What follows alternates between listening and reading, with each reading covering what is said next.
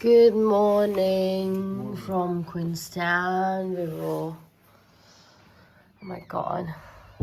Another day. आज चाहिँ हामी Milford Sound जाँदैछौँ. So it's early 5:47 भएको छ. Ready हुने because we have to get to हाम्रो coach book छ. अनि coachसम्म जानको लागि it takes like around 13 minutes from here. अनि हामी चाहिँ 7 AM सम्म चाहिँ पुग्नुपर्छ. So I'll see you when I'm ready. So यहाँ चाहिँ अब अनियन कलर भइरहेको छ. मलाई एउटा व्यवस्था मन परेको भनेको चाहिँ जोसँग ट्राभल गरेको उनीहरूले सँगै राख्छु भनेको छ. So first my even number call out. You know what that means? That means they weren't there when I streamed everyone onto the bus and everyone was able to sit in their groups. So that means those empty seats down the back of the bus there are going to get filled up, but they're out of luck. You don't have to move for them. I'm going to tell you, you don't have to move for them. If you want to move for them so they can sit together, that is entirely up to you. But someone is probably going to come and sit next to you. Because if they had turned up in the right place, they would have been given seats together. So there we go. That's my rant. Welcome aboard. So, usually what I'd be doing now is also letting you know exactly what's going to go on today, but because we haven't finished our pickups, I'm not going to do that. I am going to wait until we have everyone on board. When we have everyone on board, I'll let you know a little bit more about what is going on today, because some of the things I need to say are rather important. So if you can just be with us for the next 5 or 10 minutes as we travel out to Frankton by the airport to collect our last people, that would be wonderful. Thanks.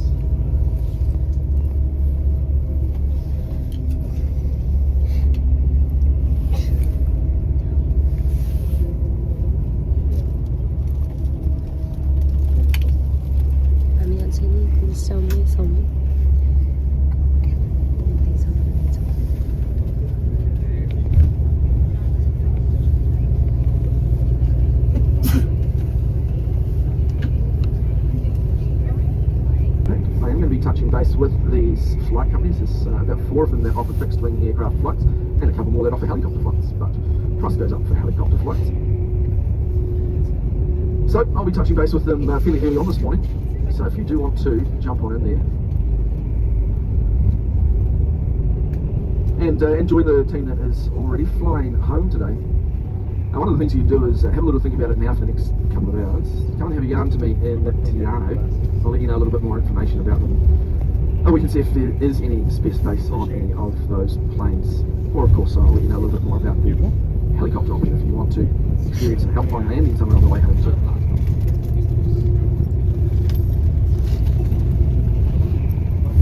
Hey, my name is Ivan, I'll be your driver all the way to Milford Sound and back, and today our day is going to look a little something like this. We are leaving from here in Frankton by Queenstown Airport, and we are first of all making our way towards Te Anau today. From here to Te Anau, the drive is around about 2 hours long. And when we get to Te Anau, we're going to stop for half an hour or so. And we'll use that time to refresh ourselves before we begin our journey down the Milford Road. And while we are stopped in Te Anau, there's a few things we should do. Firstly, we should use the bathrooms, because we won't be stopping for the bathrooms again until we're over an hour down the Milford Road. Secondly, you can grab some coffee. And third, you can grab a little bit of food. Now, some of you, as you stepped on the coach this morning, were handed a lunch ticket because you have pre-ordered lunch. If you have pre-ordered lunch and you have a lunch ticket, we will find that lunch for you on the boat in Milford Sound. For anyone else, it's a really good idea to ensure you have lunch on you before we leave Te Anau today, because the food options in Milford Sound are fairly limited. So you can grab some lunch in Te Anau, and any food you are carrying with you, you can take on the boat around Milford Sound. Now, as we cross over the Kawerau River here beneath us, we are hitting the open road. And between here and Milford Sound, there is now about 290 kilometres of open road in front of us. And the last 120 kilometres of this is the Milford Road. So when we leave Te Anau, we'll begin our journey down the Milford Road, and as we do journey that road, we'll stop a few times for a bathroom stop, and then we'll continue further along the road to the Homer Tunnel.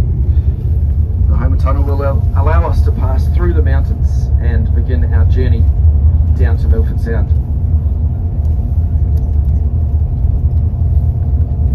When we get to Milford Sound, hopefully around about 1 o'clock today, we'll be stepping off this bus and heading through to our boat, which is due to depart at 1:30 p.m.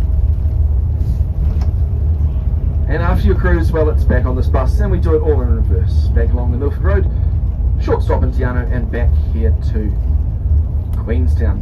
And we should be crossing back over the Kawerau River around about about 7:30 this evening. And now if you have any questions about anything that I've just laid out, you are more than welcome to pop on down to the front of the coach, and you are also welcome to come and see me at any of the stops that we make along the way if you have any questions. And you're also welcome to pop down to the front of the coach if you're feeling a little unwell as we travel. I have some bags down the front here that you can take back to your seat if you are feeling sick.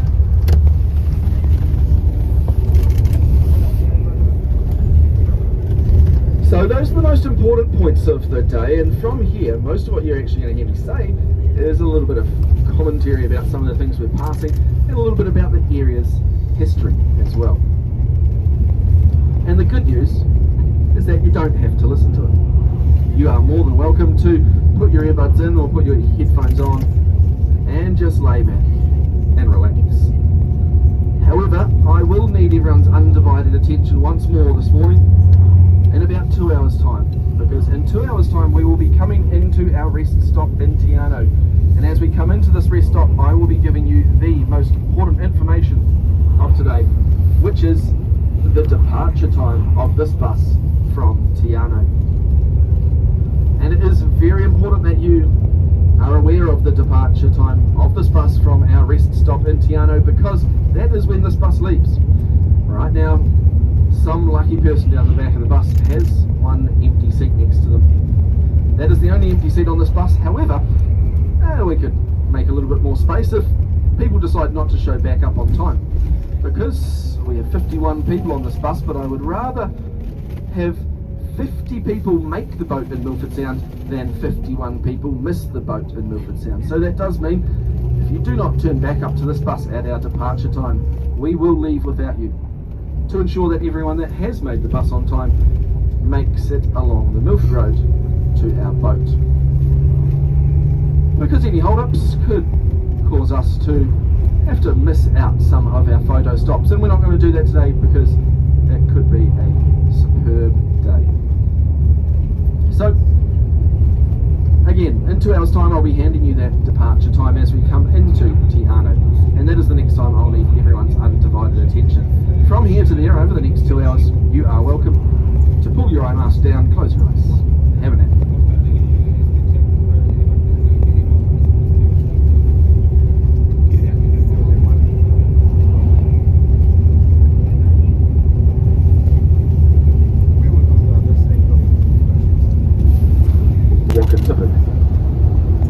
And this European settlement started with a man named Nathaniel Chalmers. Now, Nathaniel Chalmers was a surveyor, and he came over to this region to survey it in 1857. He stood atop this mountain range to our left and took stock of everything he could see, and from up there Nathaniel Chalmers became the first European person to sight Lake Wakatipu.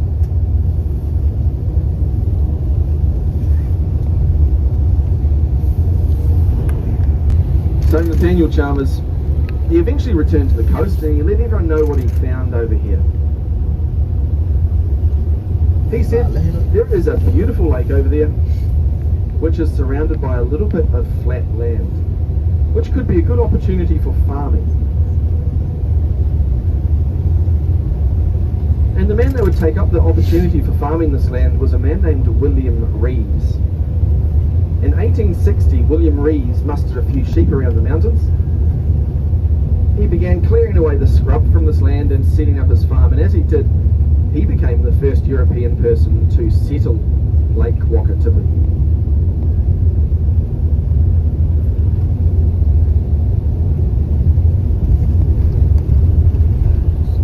But William Rees, he wouldn't have this land to himself for long, because he needed a bit of help from time to time.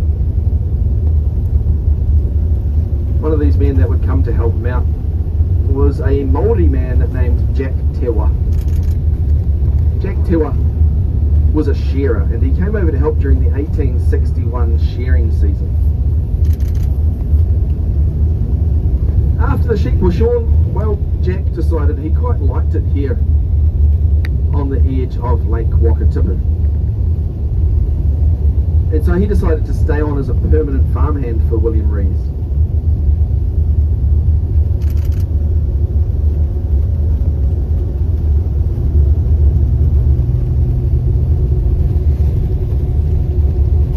In his spare time, Jack decided he would enjoy the bushland around him. He liked heading off for days on end on hikes in the bush. And one day when Jack would return from one of his hikes, everything in this area would change.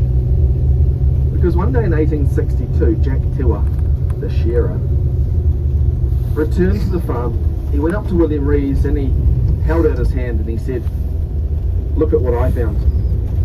And as he held out his hand, sitting in the middle of his palm was a shiny gold nugget. So Jack Tewa, the farmhand for William Rees, is credited as being the first person to find gold in the Arrow River. And after this discovery, well, it prompted hundreds of people to flood across Lake Wakatipu, all hoping to find a piece of this gold for themselves.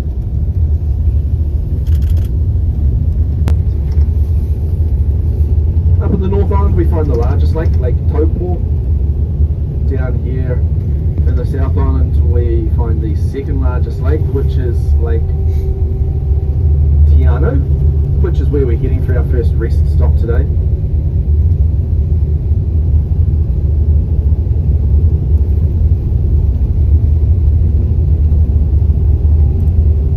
And coming in at number 3 on the list is Lake Wakatipu here beside us.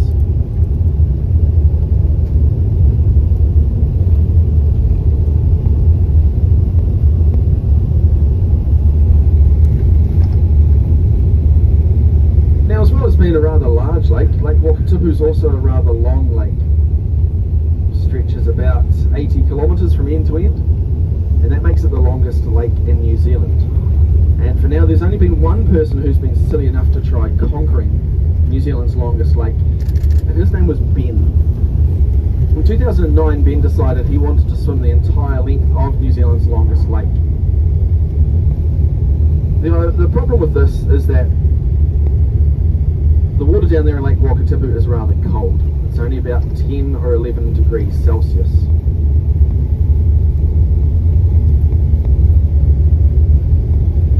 So to try and protect himself from this rather cold water, Ben decided he'd put a couple of layers of wetsuit on. And these 2 layers of wetsuit were enough to help Ben make it about halfway up the lake before he caught hypothermia and he had to give up his swim. But this wouldn't stop Ben. He would return in 2012 to try again. But this time Ben was a little bit smarter, and Ben put on 3 layers of wetsuit. And these 3 layers of wetsuit were enough to help Ben make it even further up Lake Wakatipu before he caught hypothermia. But this time he was so close to the end that he pushed on through and eventually finished his swim up at Glenorchy at the northern end of the lake. And so, Ben became the one and only person to ever have successfully swum the entire length of New Zealand's longest lake. And something tells me there won't be a second person silly enough to try wrestling Ben's record off him anytime soon. Because Ben's record stands at a rather chilly 18 hours and 45 minutes.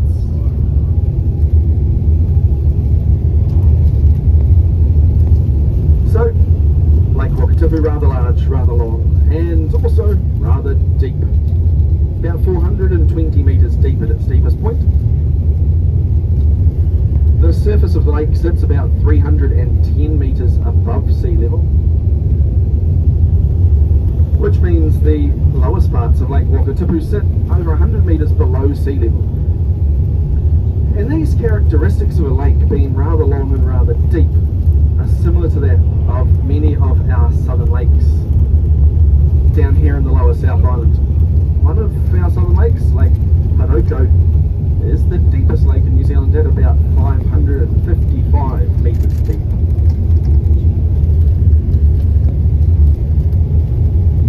And the reason why many of our southern lakes have very similar characteristics is because many of our southern lakes were formed the same way. They were formed through glacial movement. Now the glaciers that move down a valley, as they do, they tear rock off the mountains around them. They carry this rock with them as they continue moving, where eventually they reach their end and they leave these rocks in a large pile. Now the glaciers that were advancing down this valley here, it's said that through the ice ages they were up to a kilometre thick. So this amazing weight of ice that would have been pushing its way down this valley, every time it inched forward it tore off more and more rocks from the mountains around us, carried them down to the south where eventually the glaciers would melt and leave them behind. Eventually the last glacier that would advance down this valley would retreat all the way back up into the mountains behind us, past what is now the town of Glenorchy, and they would leave this valley filled with water as the last glacier would retreat. And I mentioned that William Rees was the first European person to settle Lake Wakatipu, and I did have to qualify this statement with the word European, because they certainly weren't the first people, because the Māori people had lived here in Aotearoa, New Zealand for about 1,000 years before the Europeans joined them.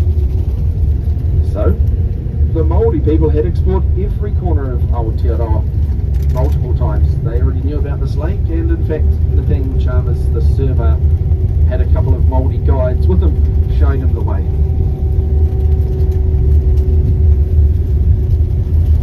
The only problem with the Māori exploration around Aotearoa is that the Māori language was solely a verbal language until the Europeans turned it into a written language as well.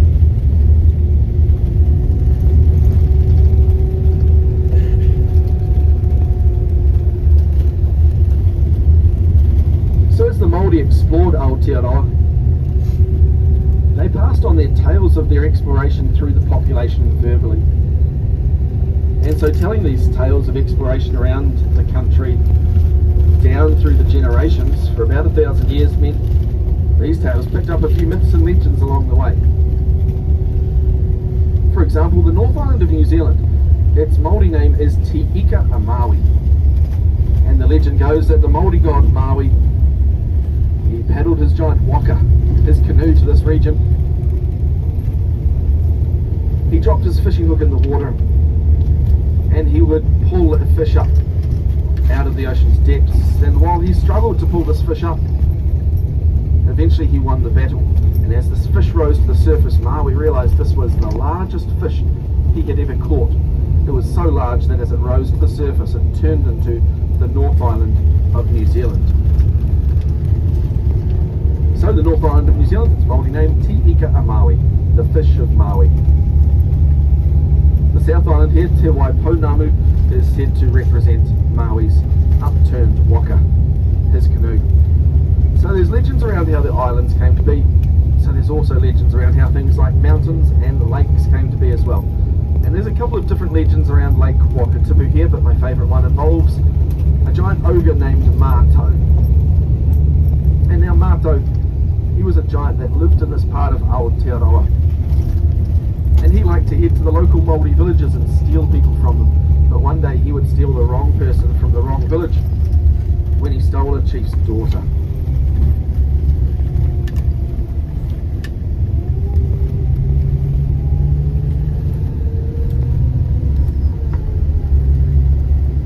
So this chief was angry. He turned to his warriors and he said, "Men, you must rescue my daughter for me." So his warriors set off. They set off over the mountains. But Mātou, he was so big and fierce that none of these warriors could defeat him in battle. So eventually they returned to the village empty-handed, which caused the chief to grow even more upset. So he raised the stakes. He said, all right then, whoever rescues my daughter shall have her hand in marriage. And this prompted one of the younger, skinnier warriors to stand up, and he said, I think the chief's daughter's quite beautiful, so I'll give it a go. So, this young warrior, being rather skinny, he knew that there was no way he could defeat Mato in battle, because he certainly wasn't the biggest or the strongest of the warriors in the village. So instead, he came into the mountains, where he decided he would just sit and observe Mato, and he'd use this time to try and put together a plan for how he could rescue the chief's daughter.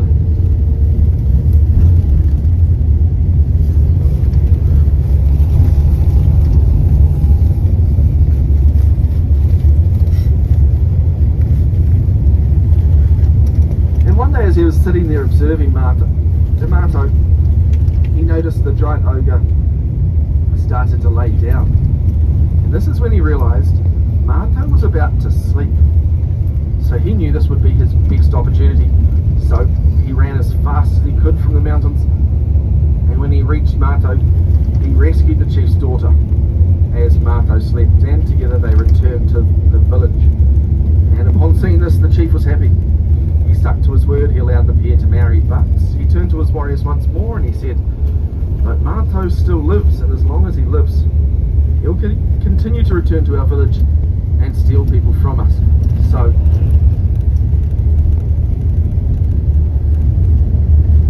he dispatched his warriors once more, but this time, of course, these warriors had the knowledge that, well, one day Mato will sleep again.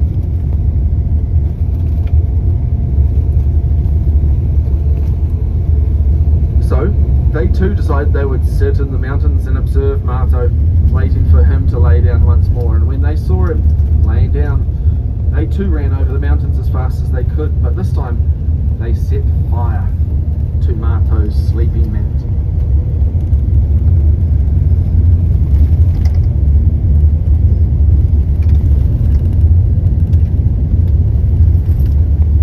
And this caused the giant ogre to catch fire. And Mato, well, he was so big and so fat that he burned bright. He burned so hot that it melted the rocks around where he lay and created a chasm in the earth's crust. And so some people believe that the valley here that holds Lake Wakatipu from above looks like Mato laying on his side with his knees pulled up towards his chest as he slept.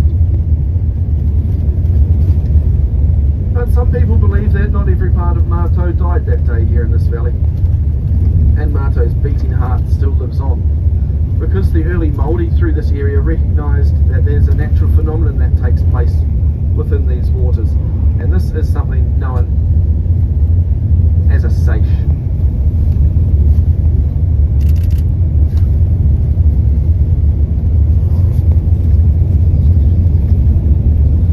A seiche, S-E-I-C-H-E. A seiche is a standing wave in an enclosed body of water, which means that Lake Wakatipu here has a tide. This tide isn't particularly big though. The level of the lake just rises and falls about 20 centimetres, and it does so about every half an hour. But some people believe that this seiche, this tide, is the beating heart of Mato, still alive within the waters of Lake Wakatipu. So there you have it. There are your two explanations for how Lake Wakatipu came to be here beside us today. The scientific one through the movement of glaciers, and the Māori mythological one through the death of Mato.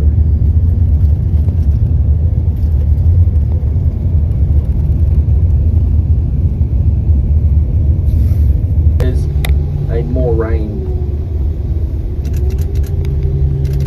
So we're now driving across the moraine of the valley, and thankfully as we do, the road in front of us does straighten out a little bit.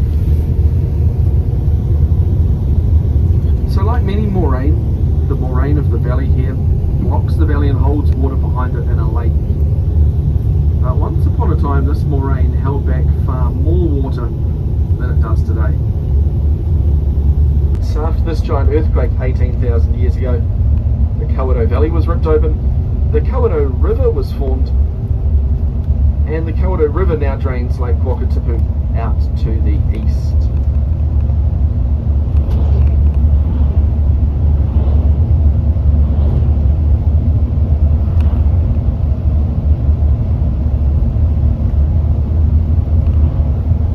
As we travel across the moraine, you might notice things around us do look a little bit rocky. All of these rocks around us having been pulled off the mountains around us and brought out here by the glacial movement that formed this valley. And so across the moraine here, it is rather rocky. There's not a lot of topsoil across this land. So we don't really grow many crops around here. Most of what we do is just grow grass to feed our stock. So most of what you see around us is just cattle, sheep, and even though they are almost as big as their parents today, a few months ago we had a few lambs born as well.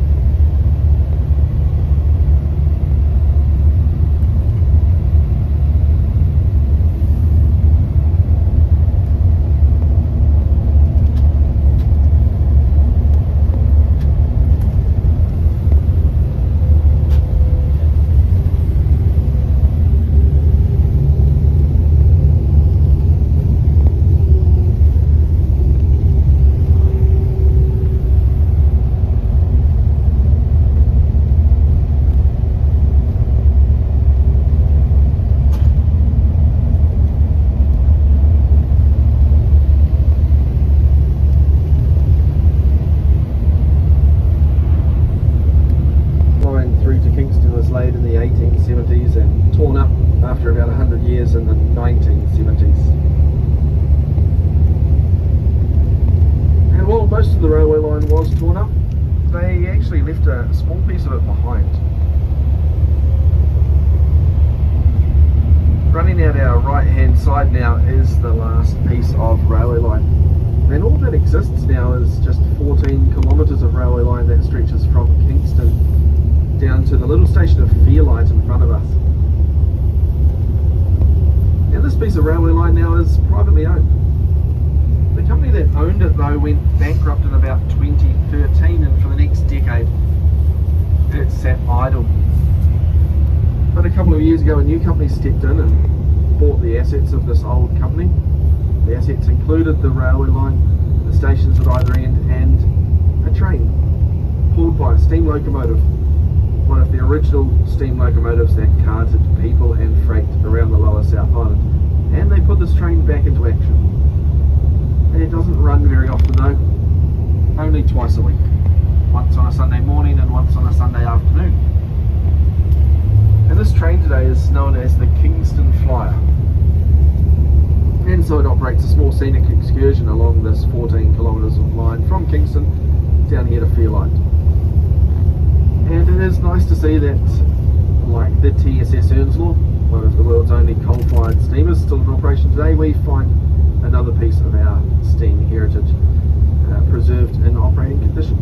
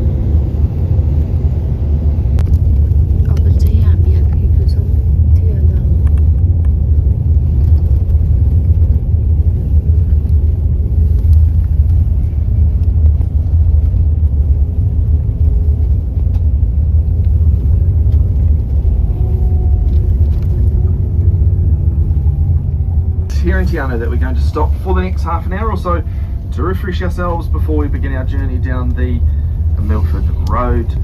So by the time we park up, it's going to be just before 9:40 this morning. So half an hour from then is going to give us a departure time of 10:10. I'll be shutting the bus up and I'll be opening the bus again at 10:05. So as long as you come back between 10:05 and 10:10, well, you will be on this bus for our journey into Milford Sound. Now, while we are stopped here in the centre of Te Anau at Kiwi Country, there's a few things you should do. First of all, I recommend using the bathrooms. We're not going to stop for the bathrooms again until we're over an hour along the Milford Road.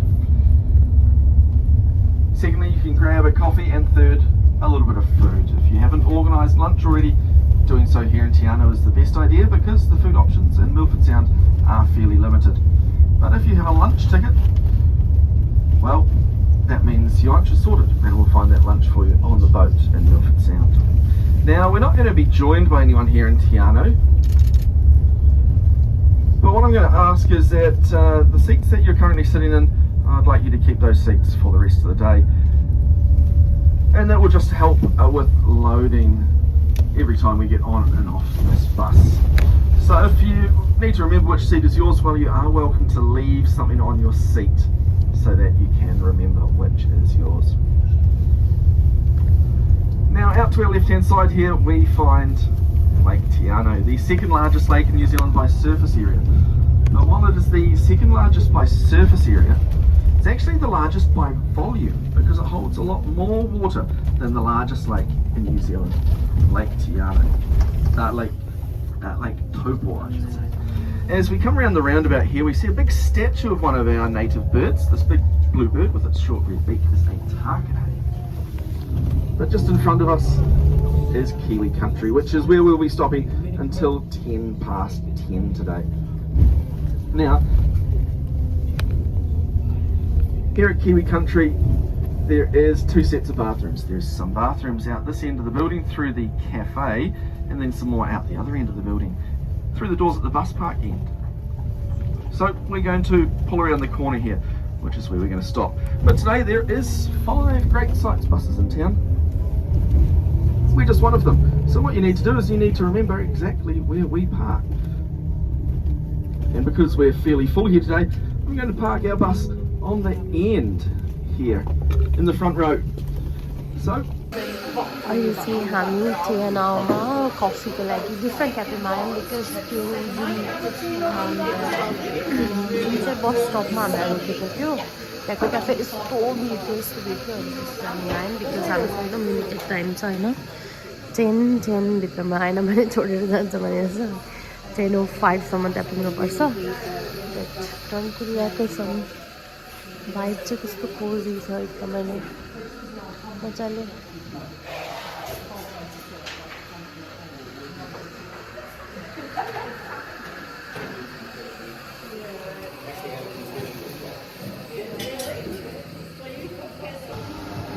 मजाले photo लिएर फोकलर ट्र्याकले मिल्फोर्ड साउन्डमा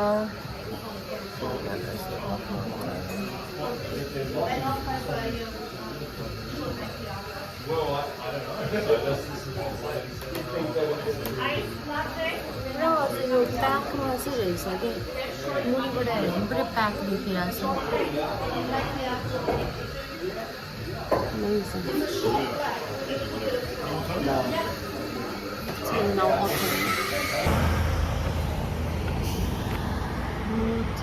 मै छौँ हामी अझै पनि coffee लिएर अब जाँदैछौँ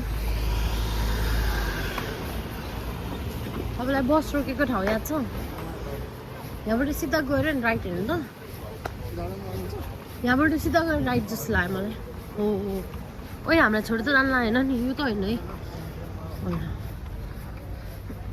त्यही त सिधै अघि भनेको थियो हो इफ टाइममा आएन भने एकजना आएन भने त्यो एकजना त छोड्छ तर त्यो एकजनाले गरेर बाँकीको 50 प्यासेन्जरलाई चाहिँ हामीले छोडेर जाँदैनौँ सो इट्स बेटर 50जनालाई चाहिँ मैले फेरिसम्म पुऱ्याएँ र एकजना छुट्यो भनेर भन्ने थियो कि र अब हामी हिँड्दैछौँ।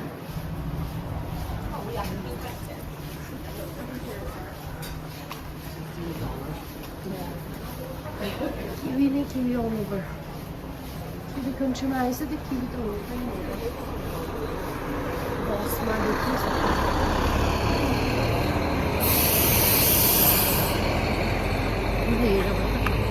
यो हो कि होइन भनेर यो चाहिँ होइन के एज यो चाहिँ होला। सन्दीप भाइ गुनासो गर्दै हुनुहुन्छ। मैले भने मलाई यस्तो तितो लागिरहेको कफी भन्नुहुन्थ्यो सुगर हाल्नु पर्थ्यो कि सुगर हाल्नु पर्थ्यो। मलाई आजभोलि कफी खान छोड्न मन लागिसक्यो।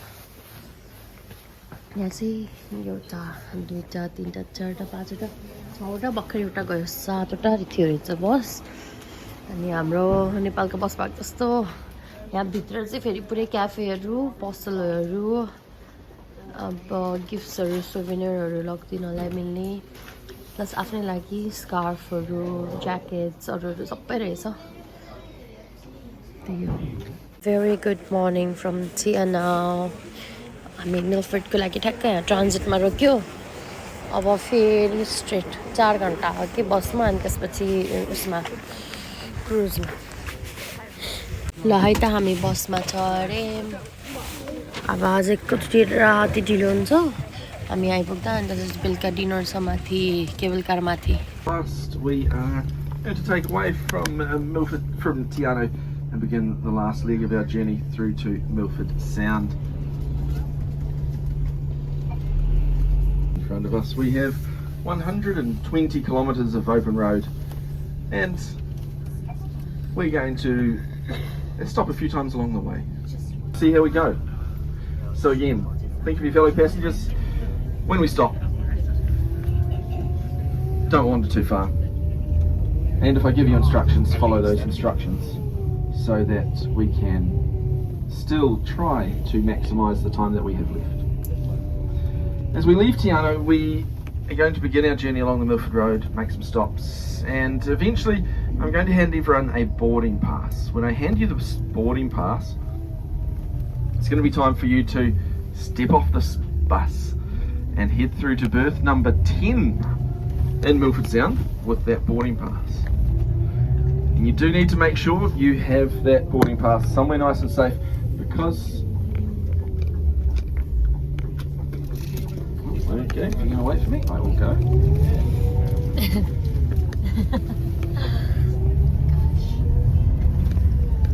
When I hand you the boarding pass, keep it safe, because in Milford Sound you'll take it through to berth number 10, you'll hand it to the captain and he will let you on board.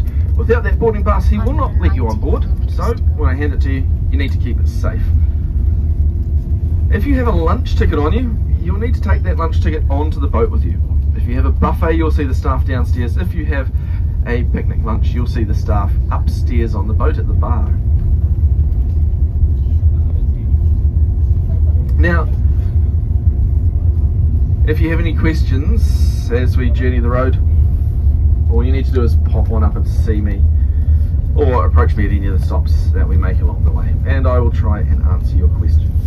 Mountains over here are very shortly going to start crawling towards us. These mountains are going to reach out towards us. These mountains to our left will grab hold of us and they're going to pull us in nice and tight and give us one big giant hug. Because by the time we make it up to the Homer Tunnel today, these mountains will have wrapped us up completely. They'll be towering above us. They'll be squeezing us. They'll be right alongside the coach. They have wrapped us up in this warm embrace. Well, we'll find the Homer Tunnel, and the Homer Tunnel will allow us to pass through the mountain and begin our descent down to Milford Sound. But as we're journeying up this valley, there's also going to be air moving up the valley with us. And when this air reaches the end of the valley where we find the Homer Tunnel, it's not quite as lucky. It doesn't get to pass through the mountain. The air around us has to rise up and over the mountain to pass. And as this air rises, it will cool down, and as this air cools, any moisture it's holding might just fall out of the sky as rain. So it's possible that while we have some beautiful blue skies here in Te Anau, by the time we make it into Milford Sound, it could be pouring with rain. Sometimes though, it is pouring with rain here in Te Anau, and it's quite lovely in Milford Sound. Yesterday was sort of like that, real cloudy here in Te Anau, but absolutely bluebird day in Milford Sound. And of course sometimes the weather we have here in Te Anau is exactly the same as the weather we find in Milford Sound. Of course we can always cross our fingers that that is the case today, and if it is, as I mentioned to most of you this morning, we can really elevate today for some of you. You can go above and beyond these mountains, down through the valleys, over Lake Wakatipu and back to Queenstown Airport, on one of the guided scenic flights that are offered by a number of companies from Milford Sound back to Te Anau, back to Queenstown. On the bus it's going to take us about 4.5 hours to return to Queenstown, but these guided scenic flights take only about 45 minutes. So you'll be home to, I don't know, put on a load of washing before we've even made it back to Te Anau. So if you really want to elevate today to a whole nother level and send yourself home quickly, well, you can do that. We'll put you on one of these planes.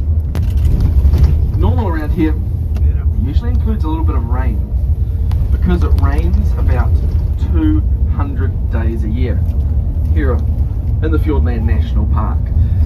Because, well, we are heading into a subtropical rainforest, so rain is fairly normal around here. And if you can do maths, 200 is more than half the days in the year, so that does mean that rain is normal around this part of the country. Also, what's not normal around here though is so much rain falling from the sky that we decide to close the Milford Road. It does happen though.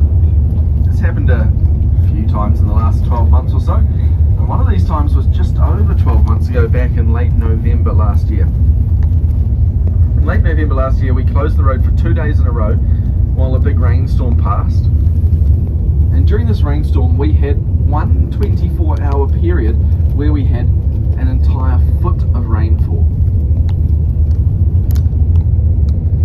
And a foot of rainfall in the space of 24 hours is an awful lot. It's so much rain that it can cause some things to happen, and one of these things is rock slides.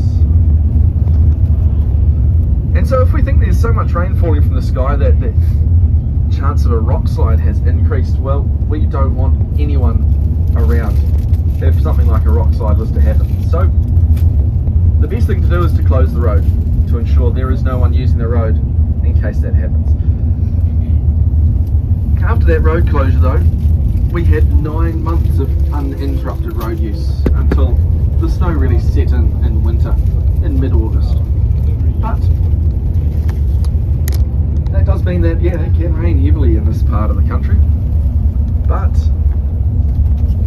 a foot of rain in the space of 24 hours, in the grand scheme of things, not really much, because it rains so heavily in this part of the world that the average rainfall through the Fiordland National Park is about 7.5 metres of rain every year. Record rainfall through the Fiordland National Park was about 12 metres of rain in a calendar year. So it really can get wet over here.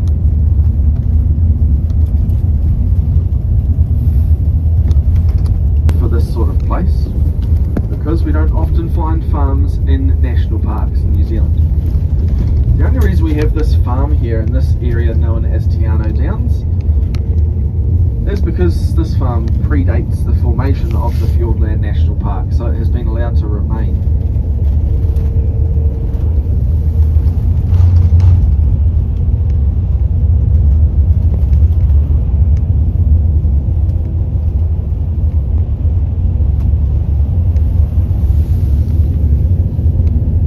Now you wouldn't be able to set up another farm like this in a national park in New Zealand today, because, well, to do that you'd have to do something rather illegal. And some of you may have already seen signs for something that it's illegal to do around here. There are signs on the side of the road that say no drones, because as we journey along the Milford Road we're going to stop and some places to take some pictures.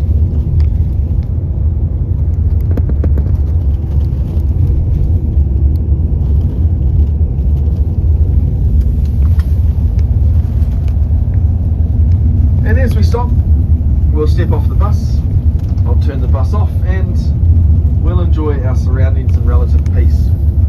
So the last thing we need is a drone buzzing about our heads and disturbing our quiet enjoyment of such a beautiful area. So the New Zealand government has banned drones from every national park in the country. But it's not drones that would stop you from starting a farm. It's the fact that around here it's illegal to cut down trees. But not only is it illegal to cut the trees down, it's also illegal to remove them.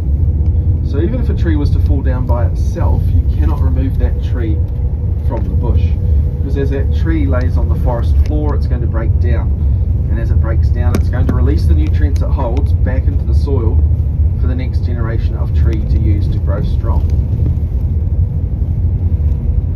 So we have to be very thankful that the early settlers through this area never largely deforested what we now know as the Fiordland National Park.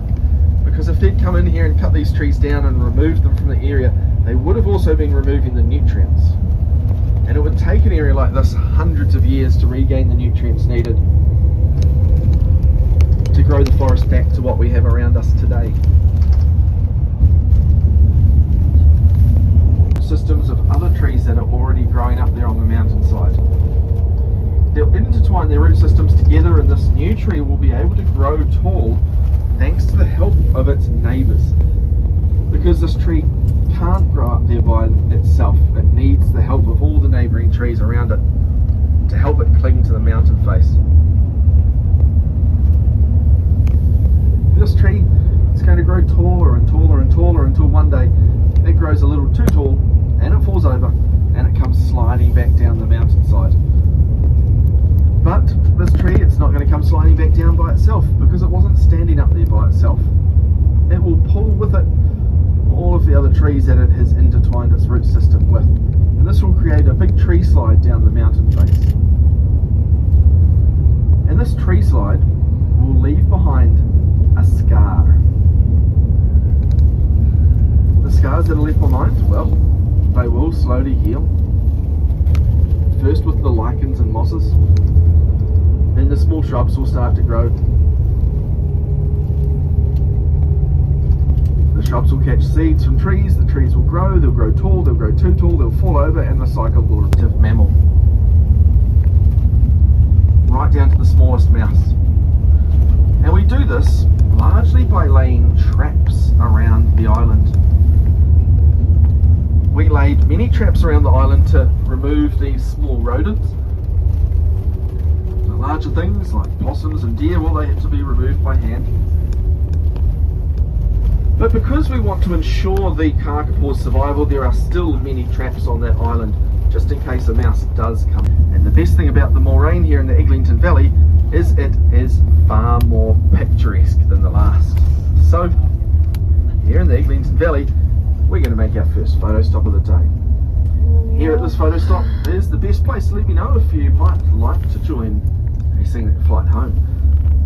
Our toilet stop at Knobs Flat in a few minutes will be our last chance, because that's sort of the last place we get good cell phone reception. So I'll go live somewhere else. But no one ever returned to kick him out. So Davey continued living in that camp and eventually acquired the camp under squatters' rights. So today the Hollyford camp is actually known as Gunn's Camp, and it still is owned by descendants of Davey Gunn, who together today hold it in a family trust. But now that we've passed the Hollyford turnoff, we're on our way up again, and down to our right we have the beautiful Hollyford River. But as it's a sunny day today, flowing down the mountain face opposite us, because there's only one permanent waterfall on the Milford Road, and that is the waterfall here to our left. On our left is Falls Creek, and this is, even though it was just a small trickle, there was always water flowing down because it's always feeding Falls Creek. But when it really rains, that waterfall can spray right out over the road. So because it's in summer, the sun is so hot that it is melting the snow really, really quickly. So we do still see a few trickles of water flowing down the mountains around us. But once all the snow that fell in the last couple of days melts, there'll be nothing to feed these waterfalls that we can see around us now. And in a week or two, I would imagine that on a day like today, where we've had 2 or 3 days of sunshine in a row, you will not see any waterfalls other than that one at Falls for some of these temporary waterfalls. So it certainly looks like a rather good day. Again, probably a rather good day for flying home as well. Unfortunately, as we've travelled the road, I have not had any cell phone coverage. A little bit strange today. So I haven't yet been able to touch base with any of our flight companies, but with blue skies like this, I would say high chance they are flying. It just depends if the wind picks up a little too strong or not. So here to our left hand side is Monkey Creek. So we're going to stop in here at Monkey Creek. Oh wow! These places because they like to see what's going on and put on a little show and hopefully get a little bit of food out of us. But it's not just to come and see what we're doing, it's also to cause a little bit of mischief. Because it's not just food that they like to bite with their feet. The Kia also like to chew on things that are rubber. Now on our buses, if we open our doors, there's big rubber door seals around the doors. And the Kia will come and sit on top of our doors, they'll bend over and they'll start chewing pieces off of these rubber door seals. Or they'll stand on the ground and they'll start reaching up and chewing the bottoms of the doors. So it's possible on some of our buses you'll see chunks taken out of our door seals on the top and the bottom by the Kia. But some people choose to bring their cars in here, park them up and go for little wanders in the bush. Now if you were going for a wander in the bush here and leaving your car behind, it's possible the Kia will come and visit your car and they'll do the same thing. But it's not going to be door seals that they can get to on the outside of your car, because hopefully your doors are closed. It's going to be your windscreen wipers. They'll chew chunks out of your windscreen wiper blades, but that's not it, because as well as being inquisitive and mischievous, the Kia are also rather intelligent, and they've figured out how to unscrew things. One of the things that might screw onto the body of your car is the aerial for your radio. The Kia have been known to unscrew the aerials from car roofs and fly off with them. And that is one surefire way to lose your rental deposit. So the Kia are quite intelligent birds and they've figured some things out. One of the things they've figured out is that they do like eating human food. And they've figured out that humans drop food for them. Of course, we do not encourage feeding the Kia because human foods can hurt the Kia and can hurt the environment. Even if you were to feed the Kia something like an apple, that Kia will eat it, it will fly off into the bush and it will poop. And it will poop the apple seeds into our bush. But apples aren't native to New Zealand. We use the Milford Road, we can't stop everyone. So the Kia hang out where there are cars because they know the cars bring the humans that drop the human food. But they've even gone one step further because the Kia hang out where there are orange road cones because they know orange road cones stop cars, cars bring humans, and humans drop food that they like to eat. And there's a video taken from the camera up here at the Homer Tunnel from a few years ago. And this video shows a couple of cheeky Kia moving orange road cones into the middle of the road because they know that will stop the Kia, will drop the food that they like to eat. So the Kia are very intelligent birds and they say they have the problem-solving ability of a 4-year-old New Zealand child or a 6-year-old Australian child. Oh. So the Kia are really intelligent birds. Obviously, I've got way too many Australians on the bus today. Yes. That joke usually screen. We don't even have to stop today, so that is perfect.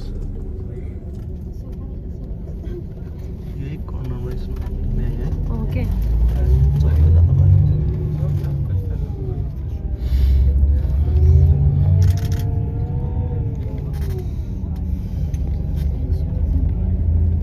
So as I did mention, it's been a little bit warmer, and then being an alpine parent, we haven't really been seeing them quite as much. And from here at least, I haven't managed to spot any of them today. But as we pass through the tunnel, there'll also be people stopping at the bottom of the tunnel too. And so it's possible maybe the Kia are hanging out there. But as we have now passed the green light that lets us on into the tunnel, we find ourselves at one of my favourite places on the Milford Road. The mountains having wrapped themselves around us, they're towering above us, and they are providing a few small waterfalls today. But these are the waterfalls we're getting when it's not raining. Imagine the waterfalls we'd be getting if it was raining. But now imagine the waterfalls you'd be getting if it was raining so hard that they were thinking of closing the road. The walls around us just turn into one massive wall of water, flowing water down from the mountaintops. So sometimes it is those really, really wet days that are my favourite days to be making our way along the Milford Road. But of course you're just going to have to put up with these tiny little waterfalls today, since it's not raining. But now we find ourselves entering the Homer Tunnel, and as we do, we are 945 metres above sea level. Our boat is waiting down at sea level. So that means over the next few minutes we need to drop each and every one of these 945 metres down to our boat. And we'll do a fair part of this within the Homer Tunnel, because the tunnel is 1.2 kilometres long and it has a gradient of about 1 in 10. So for every 10 metres we travel, we fall 1 metre in height. So within the length of the tunnel, we will fall about 130 metres down towards our boat. Now the construction of the Homer Tunnel around us was started in 1935, and it was started by 5 men with some pickaxes and a couple of wheelbarrows. And they started from the top of the mountain and they tunnelled down into the mountain. And it wasn't long before they realised there was a problem with this, because the rock around them was very hard. But the rock around them was also very porous, because there are many cracks that run through this mountain. And these cracks running through the mountain were letting rain that fell atop the mountain work its way down and into the tunnel. So, because they started from the top and were tunnelling down into the mountain, the tunnel started filling with water. So the tunnel was filling with water. So at the top of the tunnel they had to place a couple of pumps to pump this water out. After being interrupted by the Second World War, the construction of the Homer Tunnel would continue through until 1953, when finally the tunnel was finished and it was open to traffic. And today we have to thank these men for their hard work, because today the tunnel brings us out and into the beautiful Clearthe Valley.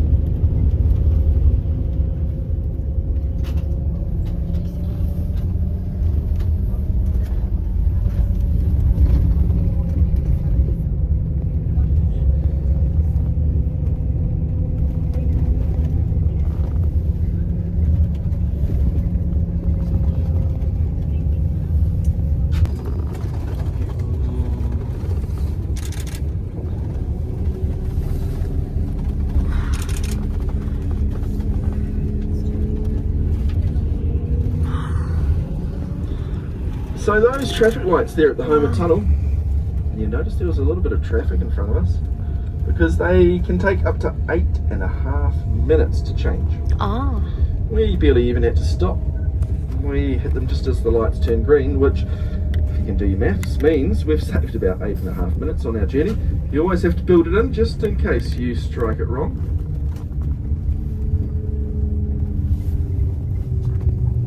So what we can do is use some of these 8.5 minutes we've saved. Yay! We're stopping up here. Alright guys, हामी चाहिँ अब Milford Sound आइपुगिसक्यौँ अब हामी फेरि समात्ने सो हामीलाई चाहिँ 10 नम्बरको वार्फमा जानु भनेर भनेको छ 5 and 6 7 8 हेर त म क्राउड कति छ यहाँ so Milford Sound is one of the fjord at Fiordland National Park. Your lines up. I mean, I got to know कि horses are जति हुन्छ भनेर I don't know but एउटामा चाहिँ कति हुन्छ तर 10 नम्बरको वाकमा चाहिँ 6 जना जति हुन्छ भन्ने थियो I'm not sure दुईटा सायद जाने कि के हो सो अब चाहिँ हामी क्यूमा छौँ यहाँ लाइन देख्यो भने तर्सिनुहुन्छ एउटा मात्र नम्बर 10 को लागि मात्र रहेछ ल लाइन हाइवेबो नम्बर 10 को लागि मात्र यति लाइन छ हामी चाहिँ अनि यसमा जाने हो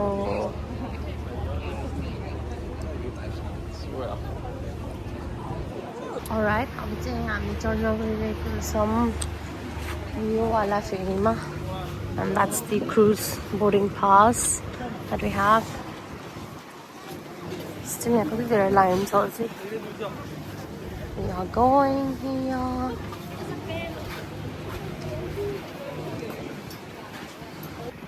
Yeah.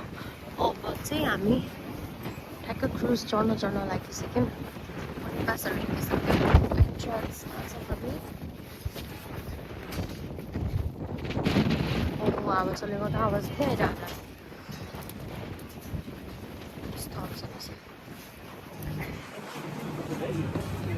Alright, see you अहिले हामी lunch pick up गर्ने यो पिकनिक lunch बुक गरेको थियौँ This is how it looks like भित्र चाहिँ यो तपाईको स्पेस अकुपाई गर्दै गर्छ कुनामा जानु र एउटा जानु एउटा जालतिर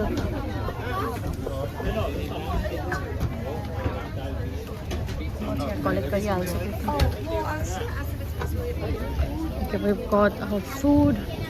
Wait, I'm not sure what is in here, but मेरो बुढाले खोज्नु भएन जस्तो छ. Alright, this is what we have. यो हाम्रो picnic lunch. If I'm not on a sandwich, what is it? Sandwich. And we have chips, which I have been eating the entire time. And the cookies cheese we have crackers oh my god you're the best Ola the best love it and apple that's my babe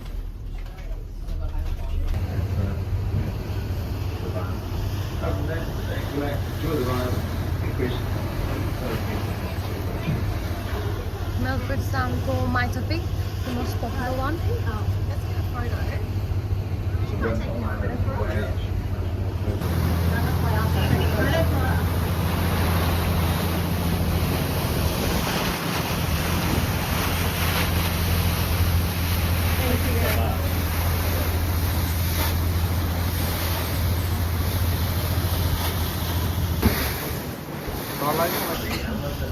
Yeah, it's wobbly. Is this the biggest one? Waterfall? Over 1,300 meters high. Oh, the line. That's the line. A few meters less than the highest peak in ever.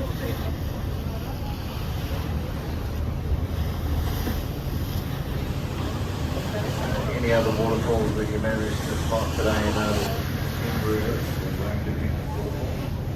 It's raining heavily under the harder rain, so what we get more pressure than we come.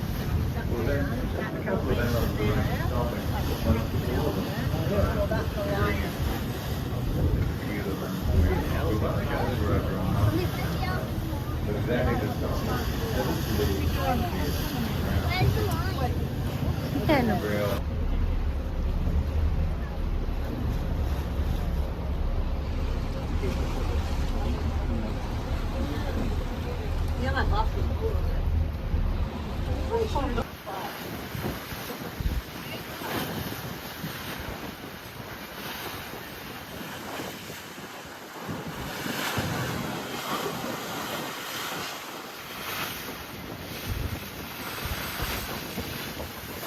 okay?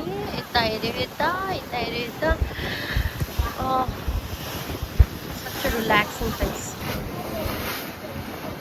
Out of the end of the fjord, Te Anau point. The scum is relined up there. Originally built in 1937. Number of clubs, water, and sold on for their store their camp. That is how the commercial transmission gets based out of the town. Oh, yeah.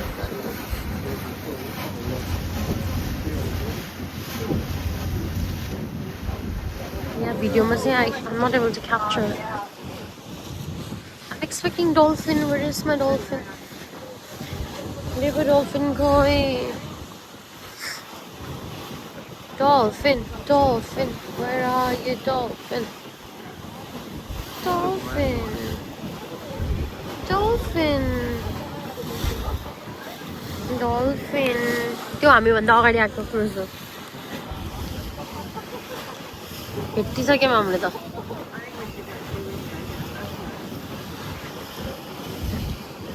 dolphin, dolphin.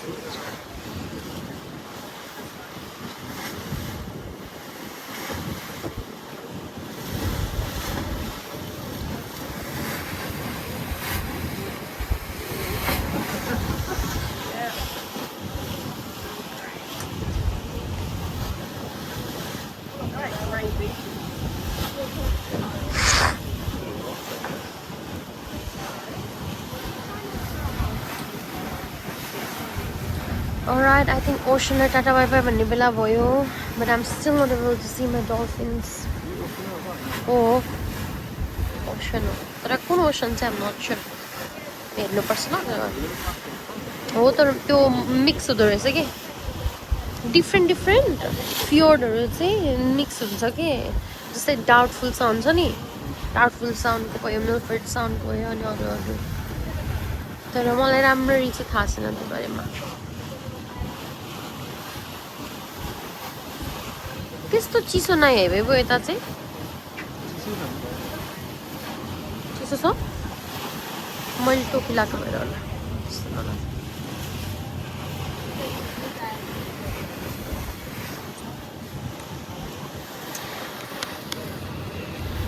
कि आज हामीले dolphin देख्छौँ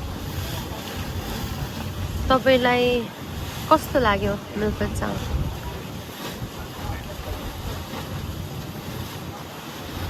कस्तो लाग्यो तपाईँलाई मिल्फोर्ड sound है दामी कस्तो शान्त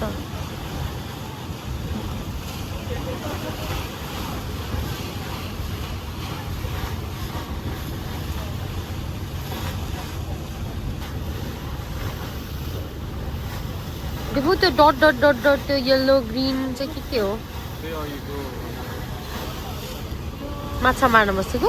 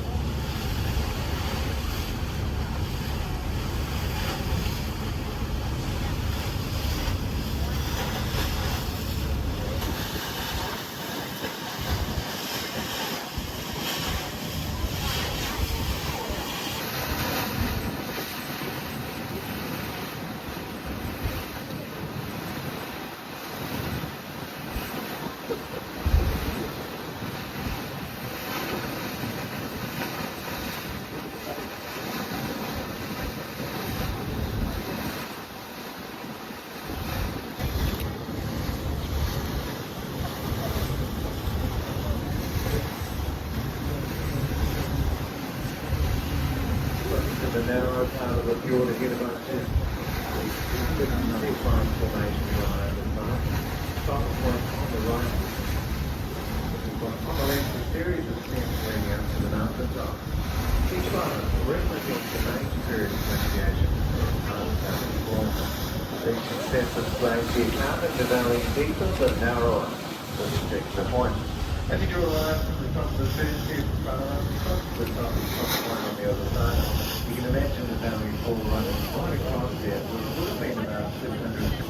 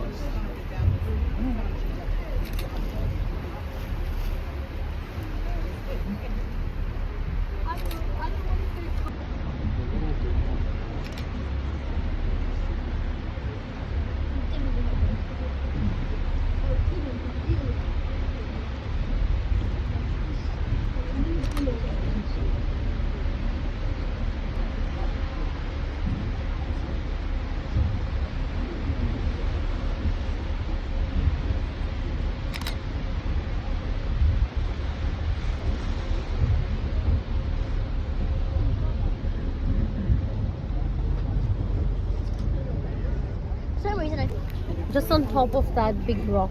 Yeah.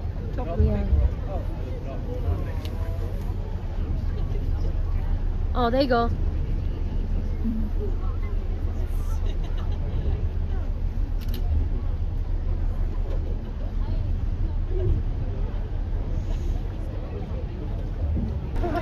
Oh! Oh! Cute!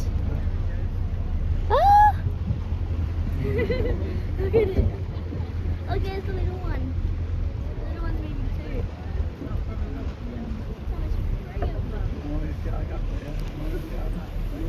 Where is he going?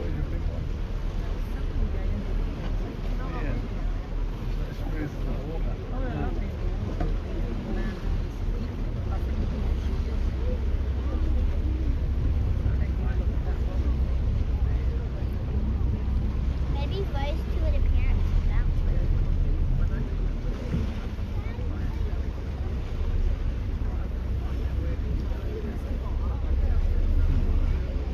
Like, how I do.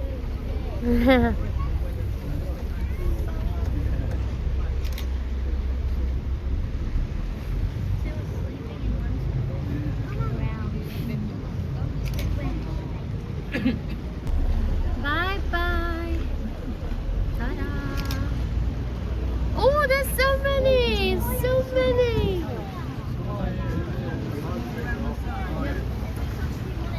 There was 5. Yeah. There was 5. Hiding spot, I would say.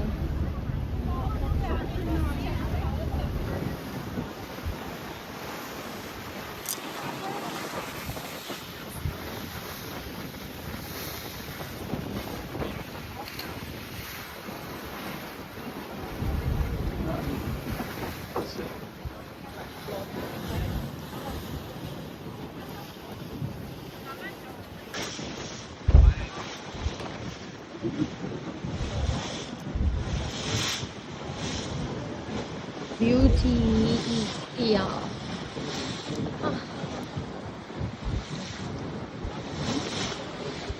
Wow. Now, what do you do?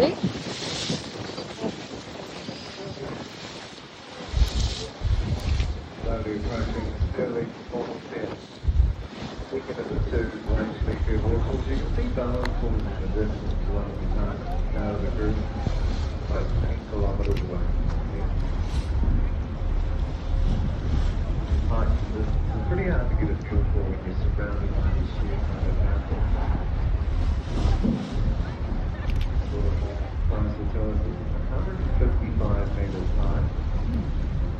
100 feet. The same height as a 50-story building.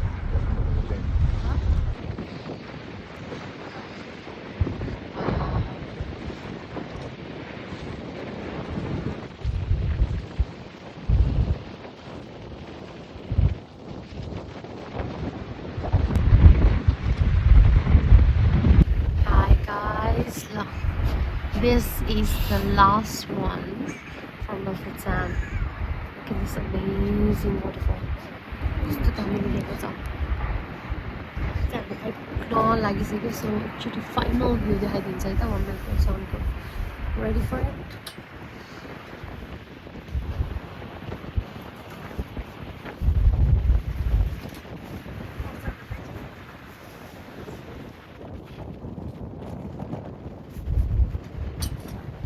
Alright, we are back to this harbor again.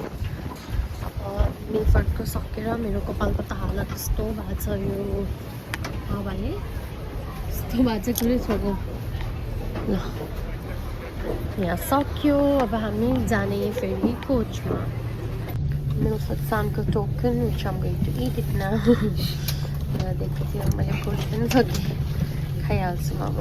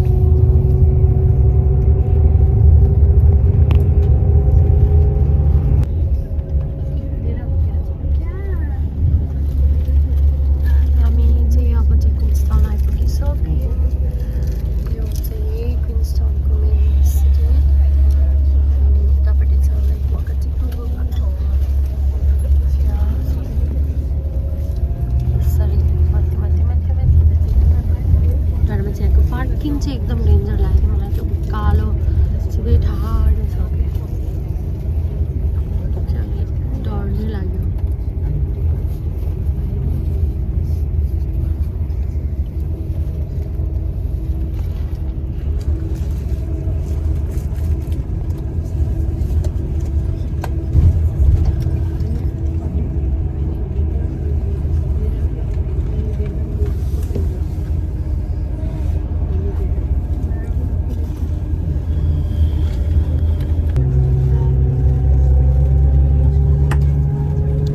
Same कलरको घरहरू रहेछ सबैको जस्तो यताकै यो एरियामा मैले I'm not sure होटलहरू कुन कुन हो धेरै जस्तो त होटल नै होला जस्तो लाग्छ हेर्दाखेरि त माथि माथि चाहिँ घर होला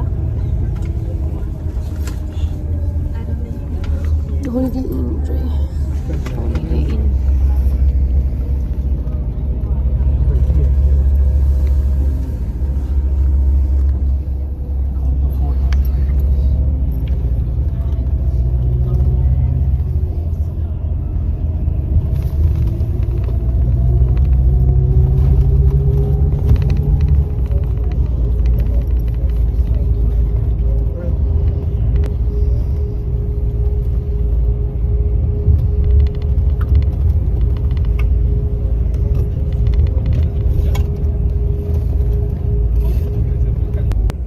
And the next thing I need to do is to remind everyone to have a really good check around you.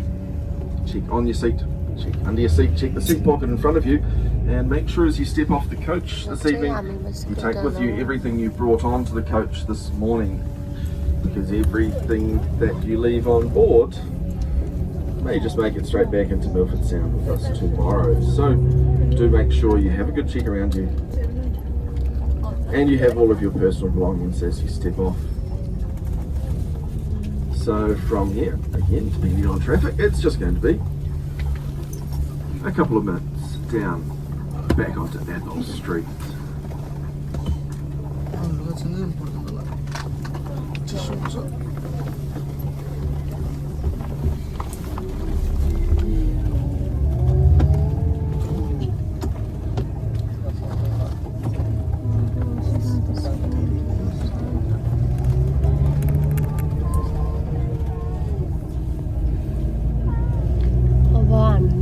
पुग्नु लाग्यो 1 मिनेटमा त पुग्छ अनि पुगेर गएपछि क्विकली चेन्ज अनि माथि अब गन्डोलामा जाने सो फर्स्टमा त्यहाँ गएपछि चाहिँ फर्स्टमा चेन्ज गरेर अनि बल्ल माथि जान्छ मलाई राइट हामी फेरि पनि अब क्विन्सटाउनको स्ट्रिटमा छौँ अब चाहिँ हामी स्काइल्यान्ड गन्डोला जाँदैछौँ अन द वे सरी चिसो छ आउनु जानु थ्याङ्क यू सो मच लाउँछु नि म मेरो कस्तो टाढो कि तपाईँलाई टाढो लागेन कस्तो टाढो ओके एज यु क्यान सी अगाडि चाहिँ त्यो मिनीवालाहरू चाहिँ केबल कारहरू हो हामी त्यहाँ माथि जाँदैछौँ डिनर हाम्रो त्यही नै छ लुगा चाहिँ यहाँ मेरो ब्यागमा छ लु हो एकचोटि यहाँ उभिनु त यता हेर्नु त स्माइल प्रपर स्माइल चस्मा लाएर एउटा ल पर्फेक्ट ल जाम आउनु होइन यता आउनु हामी जाँदैछौँ भाग्दै भाग्दै भाग्दै अच्छु कस्तो चिसो के आउनु आउनु आउनु छिटो आउनु तर मलाई कस्तो रमाइलो लाग्यो नि कस्तो यो दार्जिलिङको भाइ भइरहेछ त्यो ओह्रालो ओह्रालो ओह्रालो ओह्रालो र अर्न खायो है कसले अर्न खायो ल हामी चाहिँ यहाँ आइसक्यौँ अब जम्मा एउटा टर्नमा के सिधा हिँड्दै गयो भने चाहिँ त्यहाँ पुगिँदो रहेछ अनि आजको यो डिनर चाहिँ हाम्रो दादा र दिदीले बुक गरिदिनु भएको हो अकल्यान्डबाट कस्तो राम्रो छ बेबो हामी त गेम खेल्न भ्याउँथेन रहेछ है नत्र भन्दा हिजो घाम लाग्थ्यो आज पुरै क्लाउडी छ आई वाज एक्सपेक्टिङ मिलफोर्डमा रेन बिकज क्लाउडी देखेर तर it did not rain but that's okay अनि दिस इज समथिङ कुल जुन चाहिँ मैले अस्ट्रेलियामा चाहिँ देखेको थिइनँ है मान्छे हिँडेकोवाला साइन के त हिँड्दै हिँड्दै हिँड्दै हिँड्दै जानेवाला द्याट्स सो कुल We're getting closer.